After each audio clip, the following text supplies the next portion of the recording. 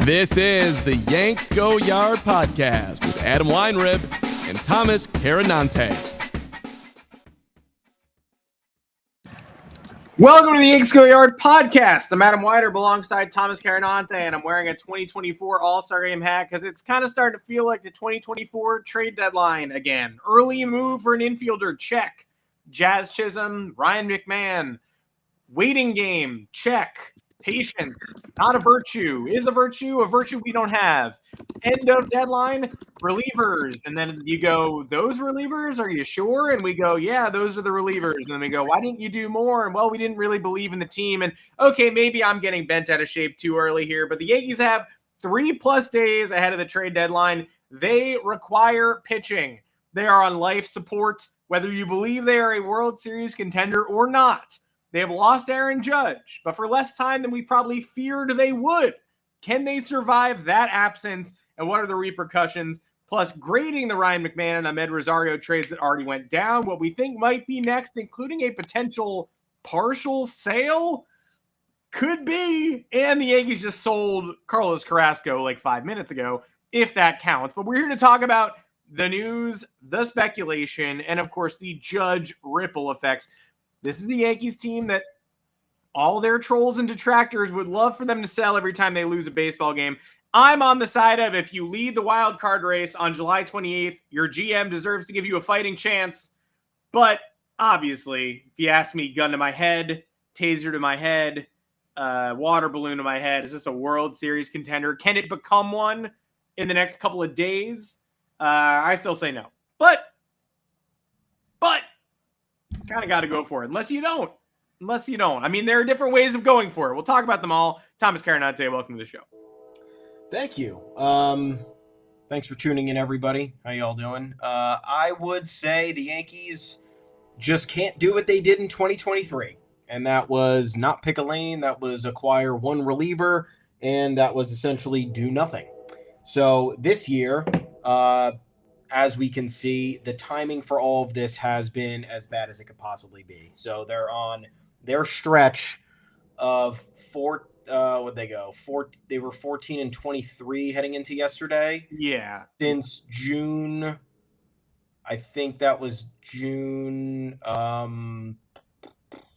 It was like June 10th or something. Only the Nationals had been worse. So you have that combined with Aaron Judge's injury, and you're sitting there wondering, okay, what should this team do? Are they going to sell assets and get what they want at the deadline and push forward, or are they going to sell? I don't think selling is ever an option for the Yankees. I think it's the 2016 deadline type thing where it's a hybrid situation. The team is remaining competitive.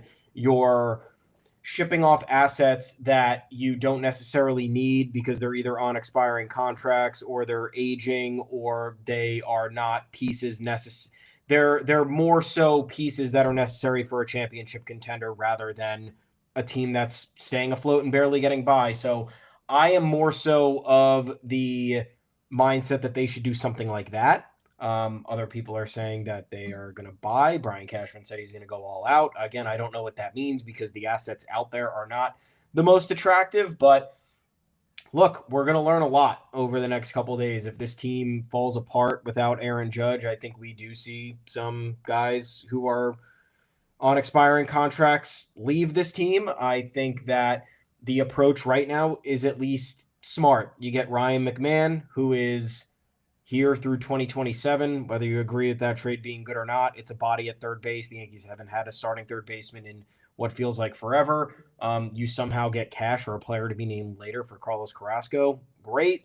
Amed Rosario makes your team better, even though he's fine.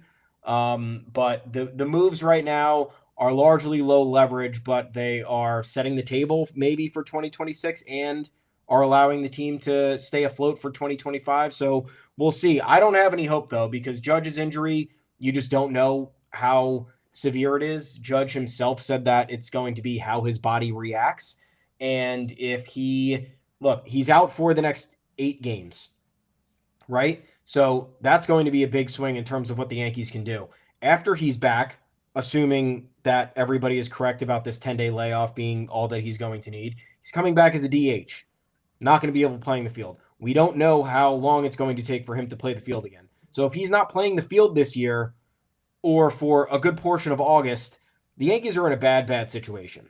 So I'm not saying give up on the season by any means, but like you can't be trading Spencer Jones right now for a rental. You can't be cleaning out the top end of your farm system to upgrade the pitching staff right now because the team hasn't been good enough with Aaron Judge over the last 2 months, and I can't suspect it will be better. But at the very least, my final point on this, we'll see who steps up while he's not around, and I think that will give the Yankees a good plan with how to move forward.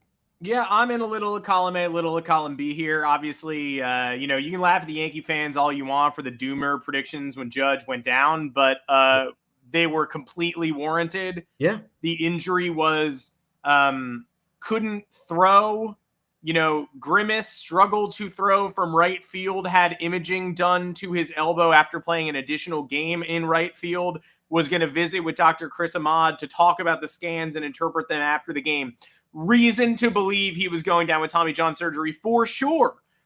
Position player Tommy John, extremely rare, and the Yankees have suffered through Gleyber Torres in 2017 on a freak accident, a dive into the plate, which some pedantic people on Twitter wanted to clarify. So, yeah, that was an accident, but it's still an example of an injury people don't usually suffer. The Yankees suffered it.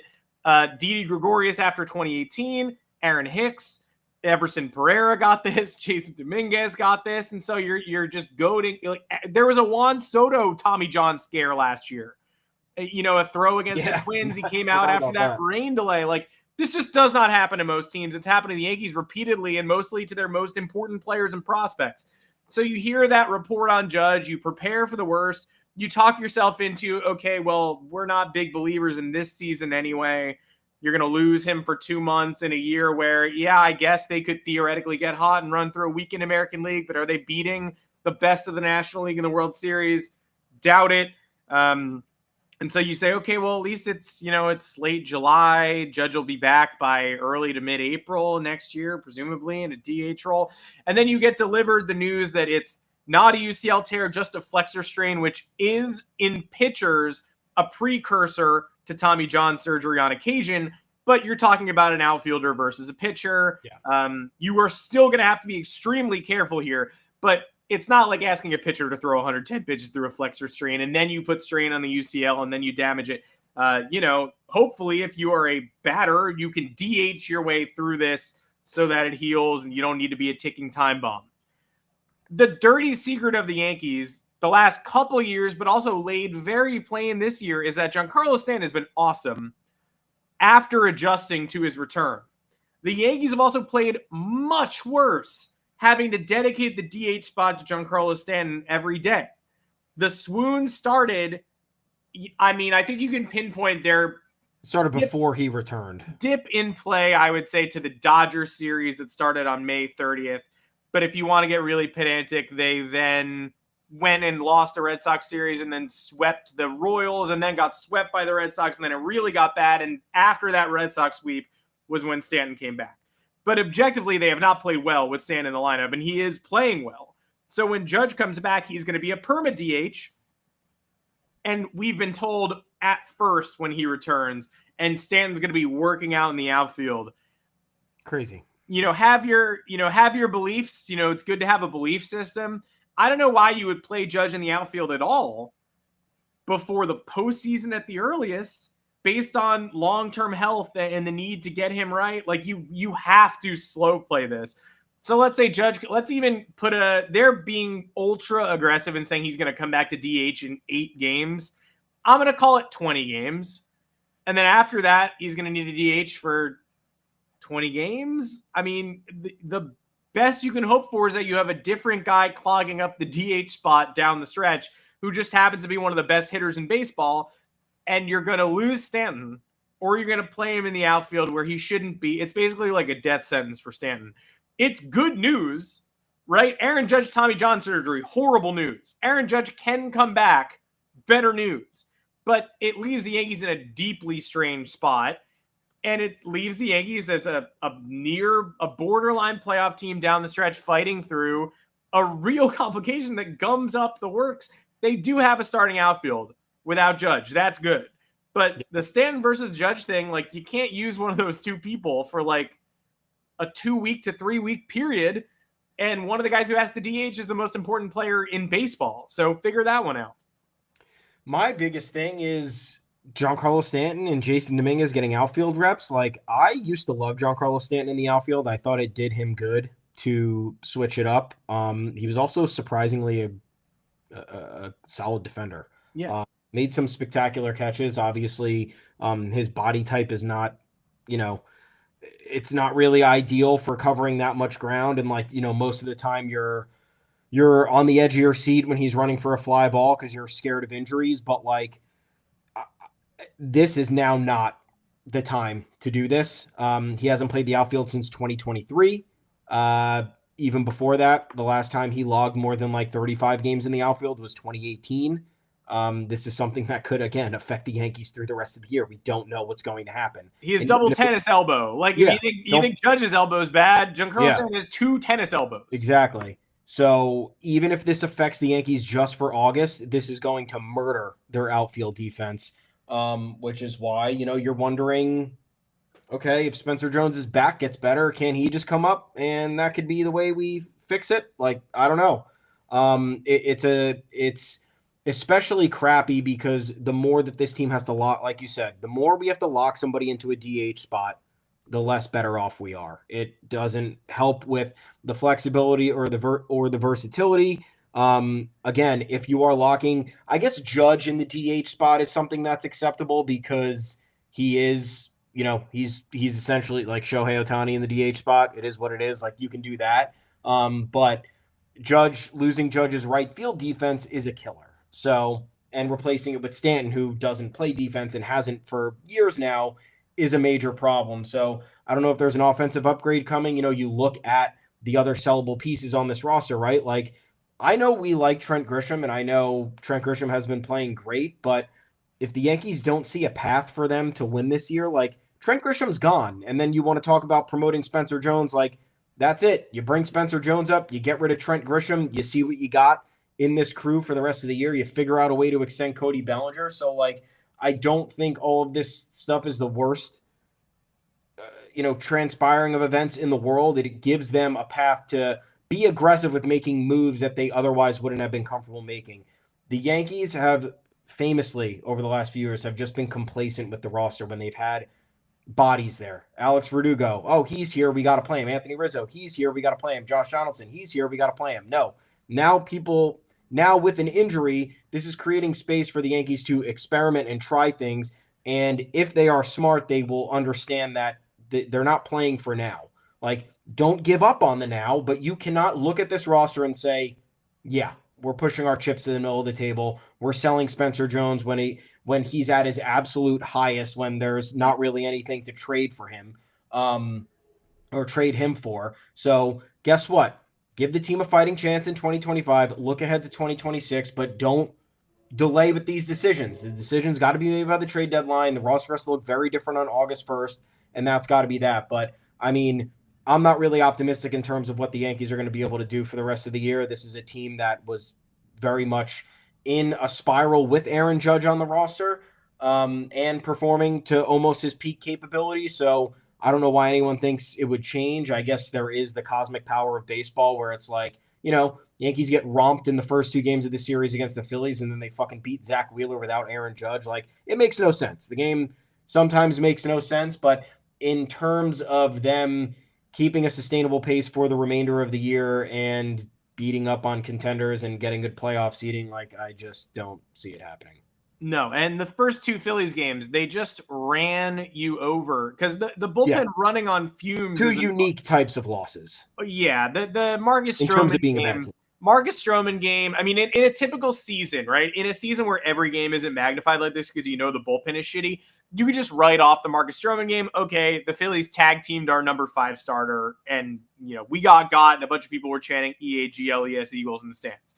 But Friday night is really an all-time 2025 Yankees game of Okay, it's 2-0. Will Warren is dancing in and out of trouble. He gives up a 2-run home run to Kyle Schwarber on just a meatball, but fine. It's 2-2. Kyle Schwarber will get you sometimes. Stanton comes back with a laser. It's 3-2. And you're like, okay, can the bullpen hold a 3-2 lead for 3 innings? It's going to be tough. No one is saying it's a shoo-in. It's a 1-run lead against a good offensive team in a ballpark conducive to homers with a bullpen that has been struggling, to say the least. But can they hold it? No, they can't hold it. The lead is gone with 1 out recorded, and the final score is 12-5. Like, that's a 2025 Yankees game. Like, no, they couldn't hold a 3-2 lead. They didn't lose 4-3. They lost 12-5.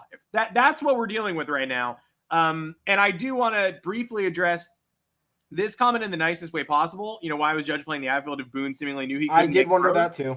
Yeah, so I will spin zone this like 15%, and people can come after me if they want to.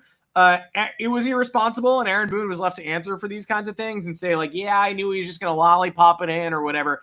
And buck stops with the manager, yeah, but also the captain of the New York Yankees with his elbow ligament in peril should be removing himself from the outfield picture. Don't make Aaron Boone have to make a choice between his captain's will and what is right for his captain's health. Play along here. Take yourself out of it. Play the long game. Just be smart about it. Judge himself admitted that he wasn't going to get a scan because what you don't know can't hurt you. And that's a terrible way to approach the Major League Baseball season, where we need knowledge. You need knowledge. And the New York Yankees ahead of the trade deadline need to know how Aaron Judge can operate moving forward. So I'm glad that it came to a head. I'm glad he got the examination, but I think this is a two-way street here. Aaron, you can call for Aaron Boone to put his foot down, and sure, he probably should have done that, but I'm going to put some responsibility in Aaron Judge's corner too. They are lucky this wasn't much worse. Yeah, I did wonder that as well. Judge was, I don't know, putting up a weird fight about like being in the game, like, oh yeah, you know, if I'm there, I'm going to play. And it's like, dude, like, if you can't, like, everybody saw you wincing on Tuesday. Everybody was asking about it. It was a post-game discussion. And now we're talking about having this linger until, for like, you were in the DH spot the next day after the supposed injury occurred. Any homer. Then like 1 day off is not going to put you in a position where you're like, oh man, now I'm all of a sudden better. This is great. Like, very rarely. So he should have been DHing at least another day. He should have not been trying to be a hero. Like, that's what it was too. You heard him in the postgame. He's like, you know, if I can play, I'm going to play. And you're sitting there and you're thinking, well, you just said you couldn't throw, so that's technically not being able to play. So, like, you should take yourself out. I agree. I don't like that decision being up to the manager, especially when we know, like, Aaron Boone is deferential. Aaron Boone is not making an executive decision. Aaron Boone's he's asking 12 people before he makes a decision. He's asking every player their opinions. He's double checking with the player in question with what this is about. Like, he doesn't make decisions with an iron fist, and he won't. So putting the ball in his court is never going to yield the results that Yankee fans want. But here we are. Look, Aaron Judge is out for the next 8 days. The Yankees have a chance to look. I don't know what's going to happen. If they lose these first 2 games against the Rays, they have a 4-game set. They technically will finish 4 games before the deadline is done.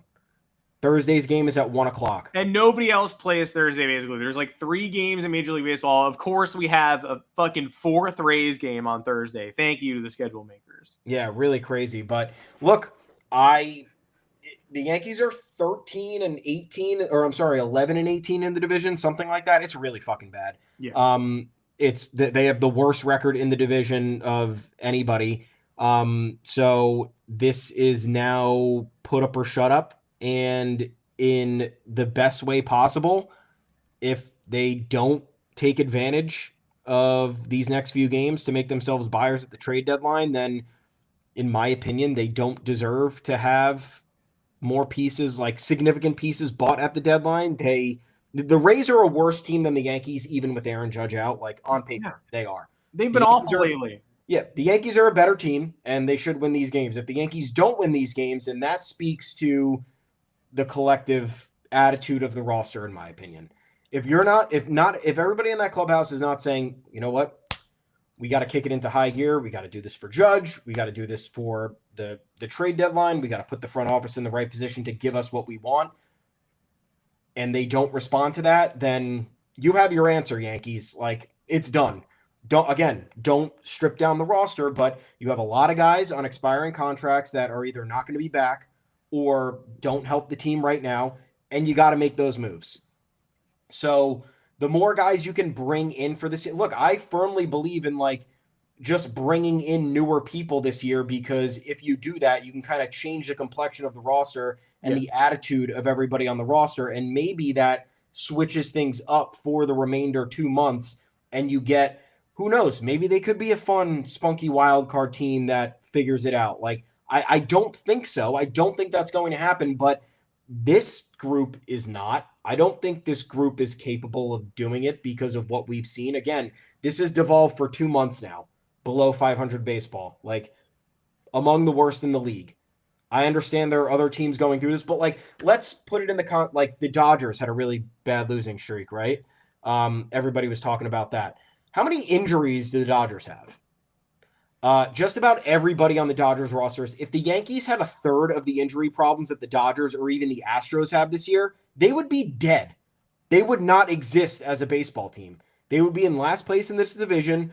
Nobody would be talking about them in terms of relevancy. They would, like, over the years, yes, the Yankees have been able to withstand some bad injury situations, but the last 2 years, they really haven't been able to like absorb one singular loss. So like, I know in the beginning of this year, they did absorb the Garrett Cole loss when he was out for the first few months.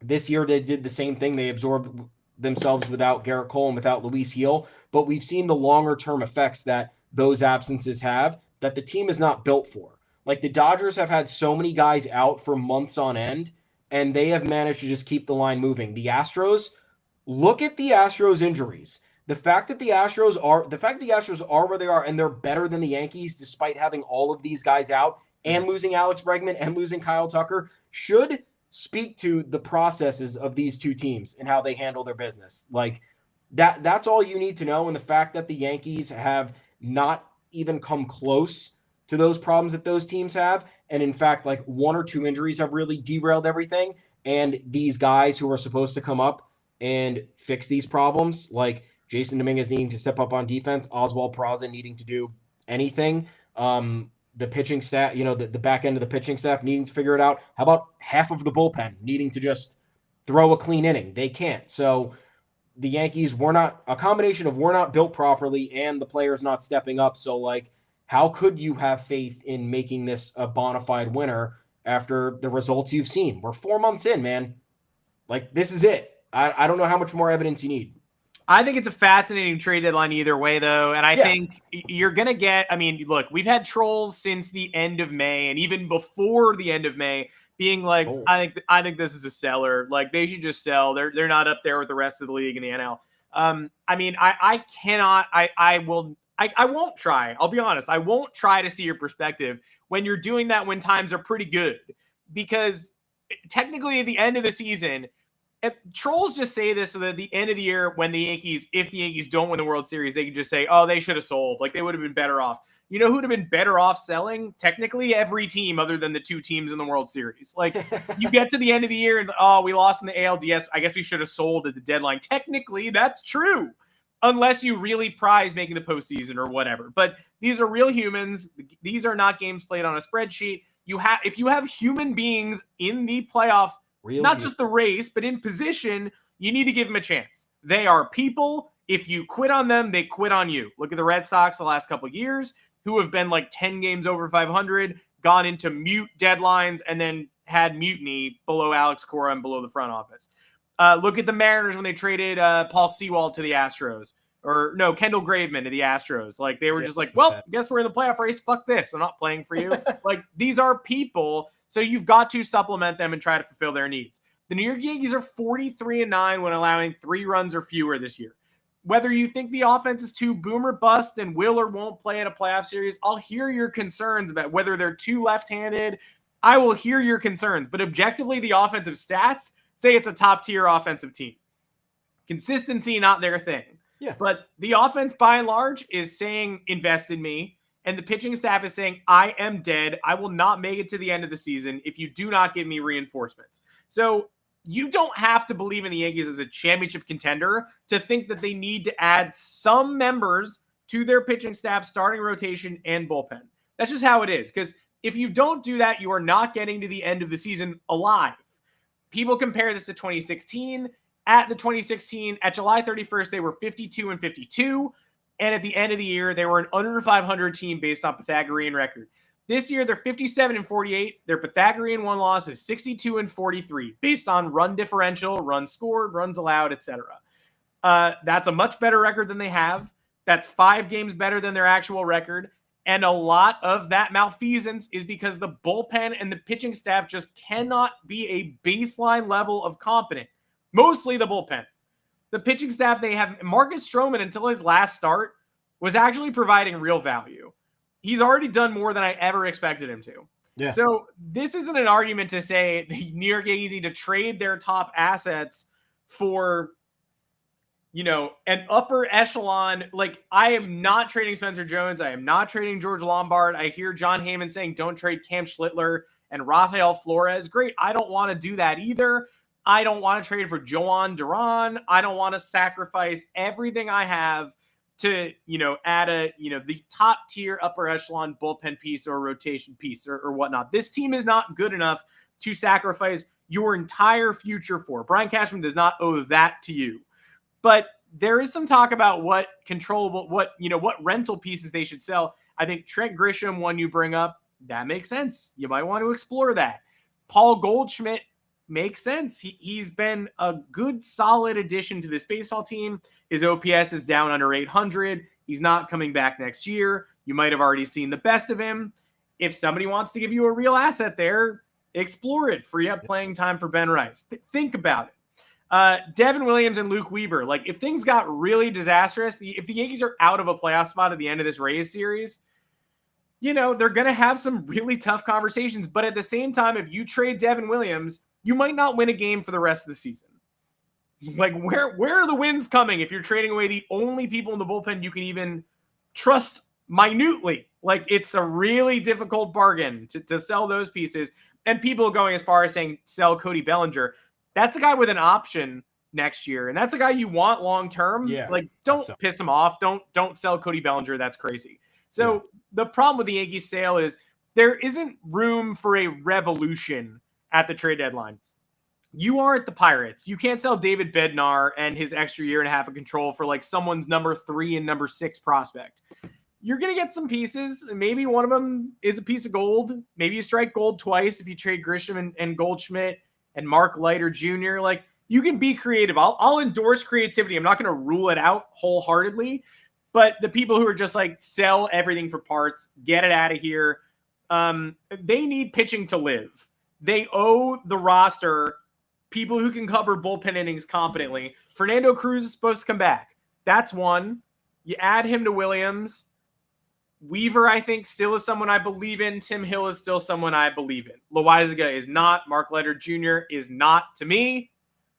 But if you add 2 reliable bullpen pieces, a lefty like Danny Coulomb from the Twins should cost you nothing and could save your ass. Jojo Romero from the Cardinals, what's he going to cost? A top 15 prospect for a controllable reliever? The paradox, obviously, is that the Yankees should be adding controllable relievers so that they can contend next year and help themselves out beyond the end of this somewhat mired in mud season. But controllable relievers cost more than rental relievers. So then you're going to have to surrender prospects you probably don't want to give up. I get it. But they certainly owe their pitching staff reinforcements. They shouldn't go crazy, in my opinion. There is no reason to believe that they are like, I mean, if you could add 5 bullpen pieces at the deadline, great. They can't do that. And none of the bullpen pieces they add are going to be high enough upside to save them. But they owe this team a shot. They owe the offense a shot to be a scrappy wildcard team. And Aaron Judge, the human being, should not be fighting for nothing. He should not be fighting to come back from a flexor strain, at which point Brian Cashman's like, hey, we traded Cody Bellinger. Good news, Captain. Like, that world is not a world I want to live in. No. So here's my take, if you guys care. The first thing is that all I want after this trade deadline is a lane for consistent playing time for Ben Rice, Spencer Jones, and Jason Dominguez.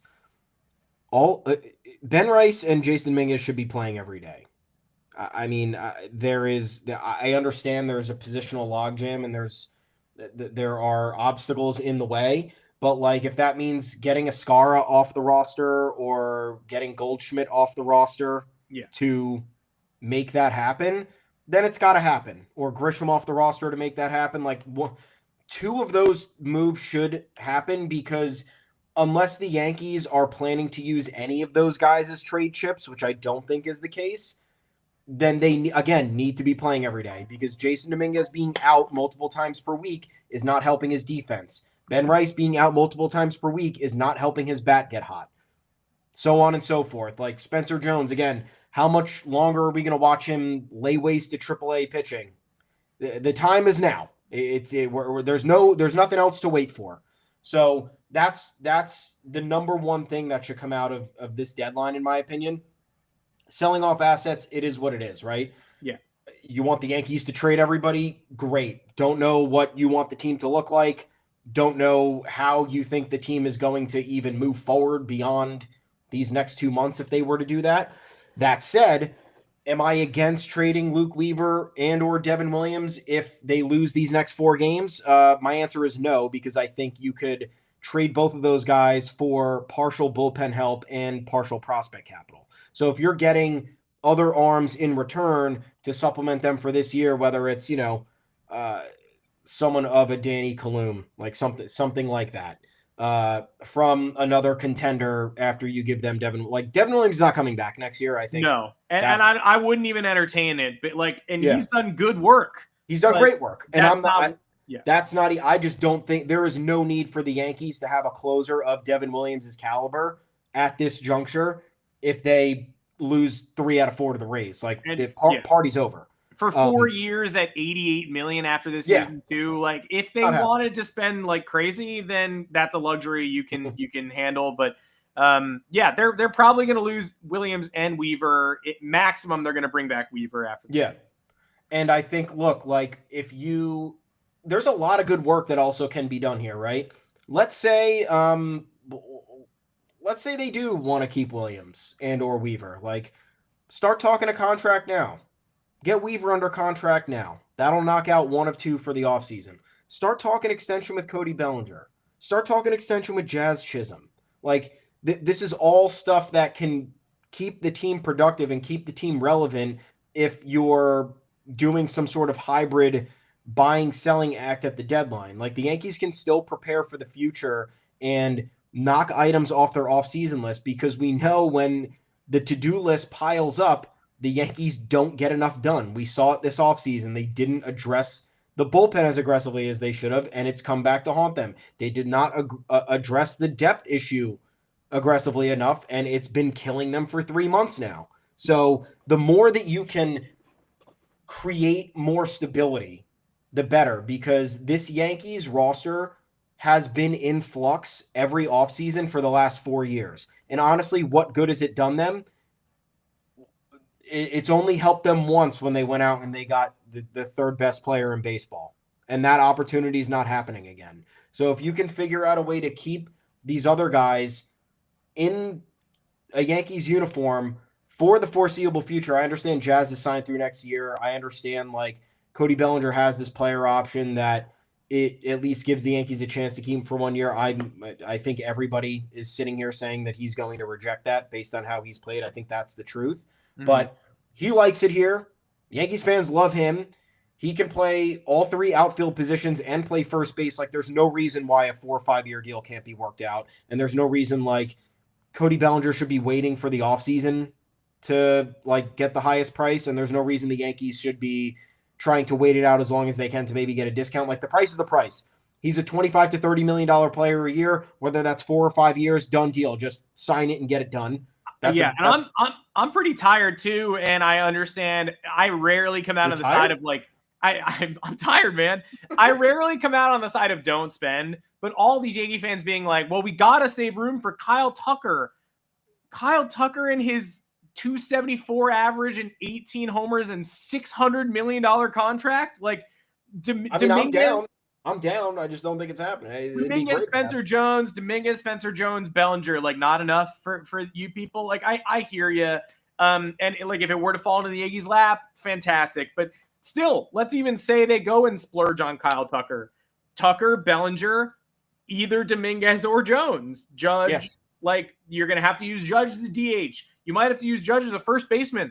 I don't know if Aaron Judge is gonna be a right fielder after this year. Yeah. Less certain to me now that he doesn't have a UCL tear, but I still don't know that. Like, you can bring in Kyle Tucker and extend Bellinger and make it work with your prospects and trade either Jones. Neither Jones nor Dominguez should be untouchable permanently. They should just be untouchable at this year's deadline where the pool of people suck. Yeah. I mean, you can't be trading like how this is the first time in so long that I can remember that the Yankees actually have assets at their peak with younger players. Dominguez, I think, is extremely valuable to other teams, whether his defense is there or not. Because look, another team would take him and be like, welcome back to center field, Mr. Jason Dominguez. Enjoy the natural position you have enjoyed your entire career.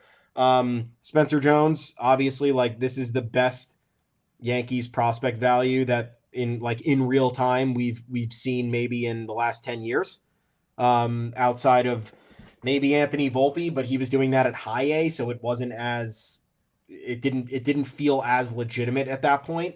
But to me, like there's just a million ways to do this, and there's a million ways to not have to strip it down. Like Brian Cashman could, in theory, make 5 moves to clear out the bullpen and bring in just 5 new guys and see what happens. And they don't have to be no names. They don't have to be all-stars. They could be just dudes who look, the middle of the bullpen is the middle of the bullpen. It's work that goes underappreciated. It's names that you don't really, they're not household figures, but like they're out there and they're not going to cost a whole lot. And there's plenty of teams looking to sell and get something, whether it's salary relief, whether it's a mid-tier prospect, whether it's a lottery ticket. So like you could, in theory, let me pull up this roster for a second because I'm sick of looking at it on my computer. So I have many to get guys out of it. But if we were to get rid of like JT Brubaker, 1, Scott Efros, 2, Brent Hedrick, 3, Mark Leiter Jr., 4, Jonathan Loaizaga, 5. That's not going to happen, but okay. All right, let's change that to did I say Ian Hamilton? No, and Ian Hamilton, you can demote. Like you could trade him if you want to. Maybe they do, but he's got options, and they should use them at some point. Yeah, so like there are 5 guys here who are like they're hurting the team. And it sucks to say that because like these guys are fighting for their own careers and nobody wants this to be the case. We don't want to be talking about it. They don't want to be living it. The Yankees can't afford to have that as the production night in and night out. But the reality is that whatever has happened, half of this bullpen is rotten to the core. Don't know what it is. Maybe it's health. Maybe it's execution. Maybe it's the fact that we have a lot of these guys are oft injured and it affects your rhythm and you're unable to get back to where you were. But this is not working for this year, and it's definitely not going to work for next year. Like this can't be your bullpen construction in 2026. And also, like, what have we seen over the last couple of years when we completely rework the bullpen in the offseason? We're looking at what's happening now.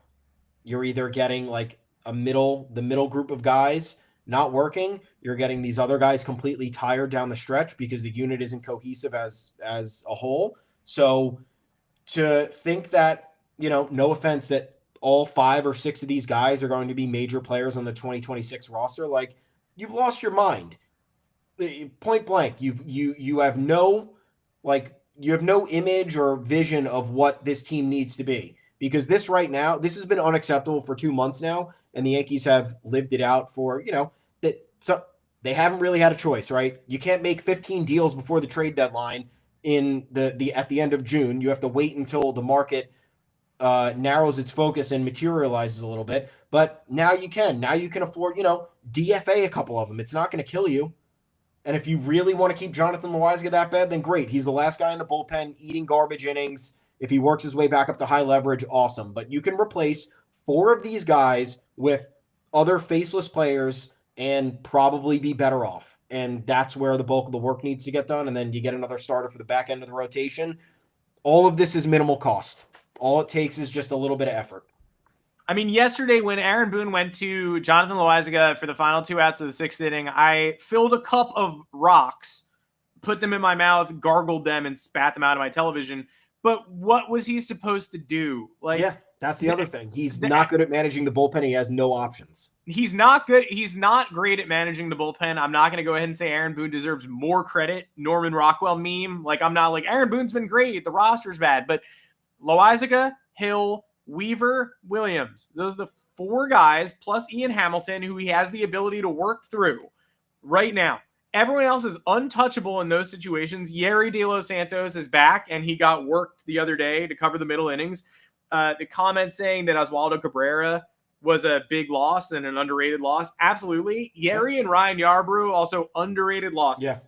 2 adults who could do their jobs, and their jobs were thankless, but they handled them.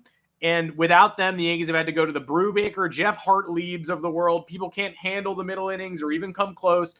And you have Aaron Boone using his 5 pieces who make some sense yesterday with Tim Hill in the 8th and warming up Hamilton and going to, getting Luke Weaver for the bottom of the lineup in the 7th to build his confidence and using Devin Williams for the 9th. It worked. His hands were tied behind his back. It doesn't seem like hyperbole to say this is the worst Yankees bullpen I've ever seen. It's one of the worst major league bullpens I've ever seen. And people say Yankee fans are spoiled because, we once had Mariano Rivera for 20 years and we don't know what it's like to have a normal closer. True. All that's true. But this is so far beyond that realm of slightly imperfect and you don't know how to handle what the other half lives. This is a Colorado Rockies-esque bullpen. This is a team that's allowed 34 homers in 69 innings or something out of the bullpen since a certain benchmark. As a Joel Sherman stat. Again, every writer this week got their licks in asking, we sure they're supposed to invest in this thing? What is this? You have to make sure the Yankees survive. But how much are you investing in what we all know to be a team that is on the edge? The Yankees pen ERA, this is through Friday's game. 6.22 in July. That's MLB worst. 34 homers in 164 innings. So 34 homers, jaw on the floor. 164 pen innings in July, also jaw on the floor. Mm-hmm. There was an all-star break in here. The pen throws so many innings in a partial month. So shout out to, look, you're just throw some guys at it theory. I can't think of a better idea right now. Ryan McMahon and Amed Rosario come in. McMahon appears in Saturday's game and struggles, but gets his first Yankee hit, makes some good defensive plays in a lost cause. Sunday makes a special defensive play against Trey Turner. It's a 2-run double with the bases loaded and no outs. When is the last time a Yankee has done that? Arguably won them the game. Won them a 4-3 game. Credit to the bullpen and Ryan McMahon. Nice job, guys. For doing your thing. Hard to grade, I think Griffin Herring might want to sue the New York Yankees for being sent to Colorado, and he might be successful in that case. But yeah, you traded an asset I believe in. I like Herring. I like a lot of the Yankees' second tier of pitching prospects for Ryan McMahon, who wouldn't have been my choice at third base, but has already made an instant impact. So a pro, approved. Needle mover, we'll see. But yeah, approved, despite the core splits and despite the lefty stuff. They get Rosario to supplement him. I'll give this trade an incomplete. He has an 800 OPS against lefties. He hits lefties every year. He'll start with the Yankees, but can he play short? They don't seem to think so because they're still interested in pursuing Willie Castro, David Hamilton of the Red Sox, Jose Caballero of the Rays. They have not given up the dream of getting a shortstop backup. So Amed Rosario now, I don't know, not versatile enough for their needs. I wonder if he gets DFA'd in 5 days, which happened to him on the Dodgers last year. He played 5 games and they cut him in mid-August after they acquired him at the trade deadline. He's still got a big-ass beard. Conspiracy theory. Why would you shave it if you thought you were going to get DFA'd in a couple of days? Or trim it. You don't have to shave anymore, but it's pretty big. I think we can't rule out the addition of a Castro or an IKF or a Caballero, and then he's gone again. So I see why they did it. I don't know if he's going to be on this roster. Like, when Judge comes back, Oswald Peraza is getting DFA'd. Is Rosario also staying? Like, Oswald Peraza is about to get DFA'd if they acquire another bat. Yeah. Aaron Judge has to come back. Without an injury of some kind, Rosario probably going to hit the skids again, you would think. Is it? It is. It is insane. But what about an Anthony Volpe option? It's not insane, but it is insane. But it's not insane. No, it's not insane in terms of like, hey, if you needed to make a move to help better your roster in the long term. But it's insane because the Yankees have doubled, tripled, quadrupled down on him in every instance. And like, he has been playing a little bit better because we talked about the time off and how that's helped him. But he's still not where he needs to be, like, in terms of consistency. As everybody knows, like, this is not anything new. But what if they get another infielder and say, take a break, man, 2 weeks, 3 weeks in AAA, and we'll see how far these guys get us, and then we'll make a decision after that. I don't think it's going to happen, but it's worth exploring. Or, you know, I don't think they should do it, but I think Jason Dominguez could be on the table in a trade. I was going to come in and say that after you brought up Volpe. Yeah. I think it's possible. Do I agree with it? No, I think he should be getting everyday run. Am I enamored by Jason Dominguez? No, but I think he's a solid player and deserves more playing time and deserves to remain on the field when he's in the midst of a hot streak, and he hasn't been afforded that opportunity because we're flip-flopping with pitching matchups. We had an outfield logjam that was preventing him from being able to play every single day. But look, if there are other executives out there asking about him and the Yankees can figure out a way to make right on the trade value, then it's probably not out of the question. But like, there's a few things that are up in the, and again, we just talked about potential Trent Grisham, Paul Goldschmidt trades. Like, contenders would love those pieces, especially with how cheap they are. Goldschmidt will be making what, maybe $5 million the rest of the way. Grisham's making like $2 million. These are absolute steals for contenders in need. Look, the Dodgers need a center fielder, man. They need a center. They need an outfielder. They're looking at Bader. Yeah, I think that Trent Grisham would be a really good fit for them. Jason Dominguez would be an awesome fit for them too. I don't think that, again, I'm not confident that'll happen, but if Brian Cashman's talking about going all out and he's already made 3 trades, Carlos Carrasco, let's discuss it real quick. Gone to the Braves. Don't know how we got any value for Carlos Carrasco, but he did. He was here in the beginning of the season.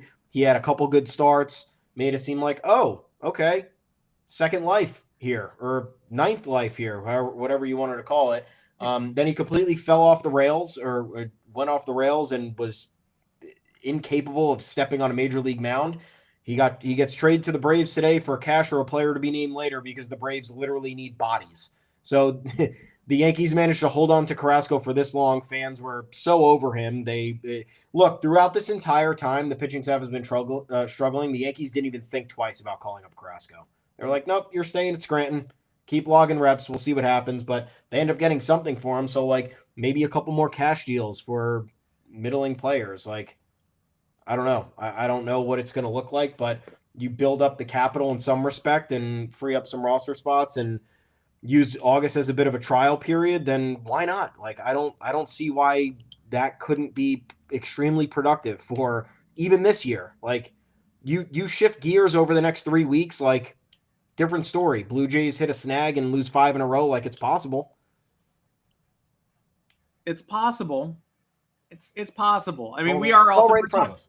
We're talking about the Blue Jays at the absolute peak of their powers. I think it always makes me laugh when, the Yankees just blew a 7.5 game division lead and are now 5.5 back of the division, a 12 game swing in a month and a half. But the 5 game gap right now is too big. You can't possibly catch the Blue Jays in 2 months. Like, I wouldn't bet on it, but I wouldn't have bet on the Yankees blowing it either. And then they did. Although, again, some of you on Twitter are kind enough to be like, I would have. Okay. Yeah. Thank you for checking in after the fact. Really appreciate it. Some of the comments here, I do think like Dominguez is the more likely to go between Dominguez and Rice by a smidge, just because Rice's peripherals are so enticing. And the Yankees know that, and everybody knows that. But also, again, Aaron Judge having to shift positions potentially is going to impact Ben Rice. Is it too soon to talk about that? We'll have to see how the rest of the year plays out. We'll have to see if the flexor strand resolves itself. We'll have to see if Judge is actually available. But I don't think it's out of the question to be like, Aaron Judge eventually a first baseman. Maybe eventually is 2026. And are they going to carry Ben Rice? Is he going to be a backup catcher / DH / guy who caddies for Aaron Judge? Is he going to be a starter of 4 games a week? Maybe he is, but don't other teams know they need to save him in that instance when they overpay? I am curious. Is it not important to mention Clase getting sat down, especially with the relievers market being as it is? Yeah, it's a good point, but I just think Emmanuel Clase is so at the top of the market that he's not a guy who the Yankees should even be entertaining, given their current constraints and given their outlook for the rest of the year. And I have a hard time believing, even though Jim Bowden just said that they were going to trade him and help reset things, I have a hard time believing that's true. I don't think Emmanuel Clase was really on the market. I think this affects guys who are out of the Yankees price range anyway, like David Bednar. This helps the Yankees with selling. Yeah. If anything. Yeah. Price on Devin Williams just went up, in theory. It's true. That's my take from it. It's true. But I don't think, look, they need Danny Coulomb. If the Twins are like, didn't you see Clase went down? Like, we got to charge you 2 top 10s for Danny Coulomb. I would hang up the phone and say, you, sir, are an asshole. I feel like I would say that a lot as a GM. I'd probably have to resign. But yeah, it's going to affect the trade deadline. Even the threat of Clase is going to affect the trade deadline in a major way for a lot of the reliever needy teams and the teams with the top relief assets, specifically the Twins and Pirates at the top of the market and the Dodgers shopping at the top of the market. I don't know if it's going to touch the Yankees that much unless, like you said, they decide to make Devin Williams available and say, I wish they had a controllable reliever. I wish it made any sense, to have a controllable reliever. They don't have any controllable relievers to sell unless you count Ian Hamilton. That's it for me. Anything else you want? Mark Leiter Jr. is controllable. I would sell him. That makes sense. A lot of controllable badness here. Tons. Yeah, I don't know. What else? What else we got? Anything? What do we? I guess this is our final. These are our last words. Yeah, because you won't see us on trade deadline day. It's going to be too crazy. You can watch the Baseball Insiders live stream at 2:00 Eastern that day. But yeah, man, depends what happens. Or maybe there's crazy after the fact. Maybe we go live Thursday night. I don't know, but depends on the timing. Maybe we go live Thursday night. And stay tuned and subscribe and turn your notifications on for sure. Yeah, please, because we don't know. But I'm predicting one bombshell move for the Yankees. I know that sounds kind of stupid, but I think it's one of they step in front of the Astros for Brendan Donovan, perhaps, because I don't think that deal is going to take a Dominguez or a Jones, or I think Dominguez gets moved. I'm not counting the expiring deals as any expiring contracts on the team as a bombshell move, by the way. So it's either we're going to see the Yankees acquire somebody that's controllable for at least the next 2 years. That's going to help them big time, or or in one fell swoop, we're going to see someone like Dominguez get traded. That's it. That's all I got. I don't know. You got to do something. I think they've told you what they think about Dominguez. Like they definitely did last year, and this year they've given him a lot of run. And people get mad whenever he gets benched, but whenever he gets benched, I look at who he got benched for, and I go, he got benched for a really good baseball player. Like, what are you going to do? Tough lineup to break into, and we'll see again how they can maximize the asset. Just stop trading people to the Red Sox of any kind. Yeah, just don't do that. Interested in David Hamilton. How about I'm interested in you going to fuck yourself? How about that? Because he has a 40 OPS plus. You'd be giving the Red Sox an out clause. They'd be able to bring up Christian Campbell or Vaughn Grissom instead of Hamilton. And he's a stolen base threat, but his defense is iffy. He makes errors. And I have no interest in giving the Red Sox another potentially talented piece.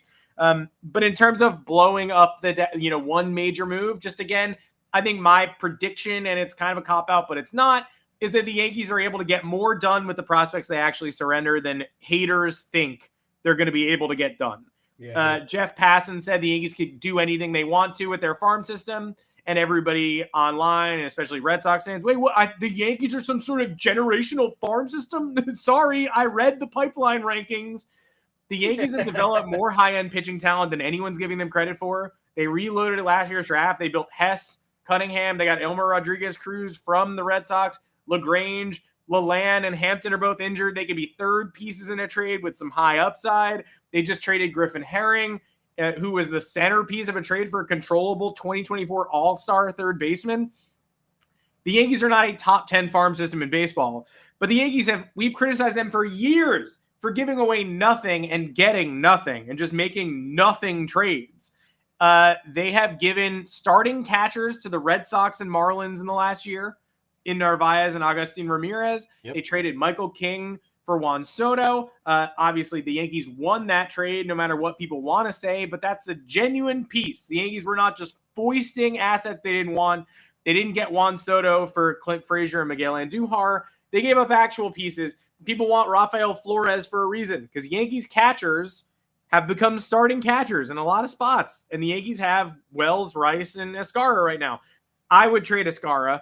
I don't think that's bold, but you want a bold prediction? I think the Yankees do better than haters think they will based on the strengths of their farm and the pitching they can give up, and I think they trade JC Escarra off the Major League roster. I think that's the only piece they do trade off the Major League roster, except for maybe Ian Hamilton, a reliever with options who has been feast or famine this year, should be the sixth inning guy, has been the eighth inning guy, and also the opener. He's a body. I mean, he was great 2 years ago. He was a non-factor down the stretch last year, and he's had his moments this year, but they can do better. We all know they can do better. So I would bring in three relievers. One reliever who makes here's my prediction. They bring in three relievers, one who makes your eyebrow go up, like, oh, ooh. One who's a metric darling like Mark Leiter Jr., who makes you go, I see what they see, but I don't really know what this is going to do. And one who's just absolute a bum, a total bum, like Daniel De Los Santos last year. Another ass reliever. Just a reliever you go, I don't want that person at all. Okay, but fine. And then if you want me to go really bold, I don't think this actually happens. Bold. But I think the boldest move they could make is Dylan Cease. That'd be cool.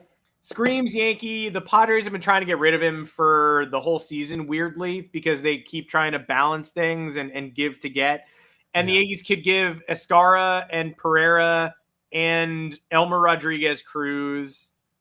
Is that enough? Like a really high ceiling pitching prospect, a catcher who fulfills the biggest hole on any playoff contending roster, and an outfielder who's been a 20 homer bat at AAA this year. Like, when I say it out loud, it sounds like not enough. But it depends on what the competition is like for Cease, who's like a 4.5 ERA guy with a low threes peripherals, and you know the Yankees love that. Yeah. And I don't know why the Padres are trying to get rid of him, but it's clear that they are. That'd be cool. I think that would be worth that. That's a move that could set you up if Cease Boris? Is he a Boris client? Is Cease Boris? Is Cease Boris? Is Cease Boris? Should Boris cease? I don't know, but either way, that could set them up nicely for 2026 because if, they do okay things down the stretch or Matt Blake tinkers with him and he finds himself again because Dylan Cease is an every other year dude. Like if you look at his baseball reference page, he is a Scott Boras guy too. He is? Okay. Yeah. So maybe not then. I don't know. Either way, that would at least be productive, and the Yankees would be getting rid of pieces that they, again, don't necessarily get rid of stuff that you don't need right now and acquire things that could help you that aren't too much of a risk and aren't too high of a price tag. See what happens. He's a Boris client. Okay, great. Let's do a package deal with Cody. Get a package deal going. Boris family discount? I don't know. Maybe, but you got to try something. And they definitely need one more starting pitcher, especially one who's able to handle a big game. And they need just a reworked bullpen. So that's where they got to focus. We'll see. I'm intrigued. I'm interested. The action should start again tonight, should start any minute. It kind of did start Friday for the Yankees. Of course, a 10:30 p.m. Saturday Amed Rosario trade. Want to thank the New York Yankees for that. Absolute numbskulls. Thanks to no respect for their fans and reporters.